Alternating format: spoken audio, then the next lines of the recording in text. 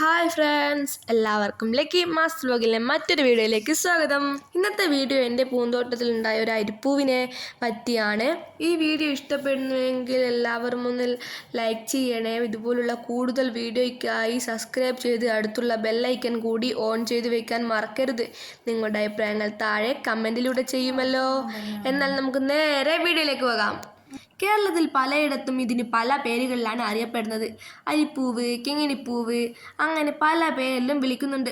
നിങ്ങളുടെ നാട്ടിൽ ഇതിന് എന്താണ് പറയുന്നതെന്ന് നിങ്ങളൊന്ന് തീർച്ചയായും കമൻറ്റ് ചെയ്യുമല്ലോ. മഞ്ഞ, ചുവപ്പ്, പിങ്ക് തുടങ്ങി പല നിറത്തിൽ ലഭിക്കുന്ന ഈ ചെടി ഹാങ്ങിങ് പോട്ട്സുകളിലും വളരെ ഭംഗിയായി തന്നെ വളർത്താം. പിന്നെ ശ്രദ്ധിക്കേണ്ട കാര്യങ്ങൾ എന്താണെന്ന് വെച്ചാൽ, നല്ല സൂര്യപ്രകാശം ഇഷ്ടപ്പെടുന്ന ഈ ചെടിയാണ് ഇത്. അതുകൊണ്ട് നല്ല വെയിൽ കിട്ടുന്ന സ്ഥലത്ത് തന്നെ ഇത് വെക്കണം. മണ്ണിൽ എപ്പോഴും ഈർപ്പം നിലനിർത്താനായി ശ്രദ്ധിക്കുക. പൂക്കൾ പൊഴിഞ്ഞു കഴിഞ്ഞാൽ ഉടൻ തന്നെ കൊമ്പുകൾ വെട്ടി പ്രൂൺ ചെയ്തു കൊടുക്കുക. ഇത് ചെടി നല്ല ബുഷിയായി പുതിയ ശാഖകൾ വളരാൻ സഹായിക്കും. പ്രൂണിങ്ങിനൊപ്പം ആവശ്യത്തിന് ജൈവവളവും നൽകിയാൽ നിരന്തരം ധാരാളം പൂക്കൾ തരും.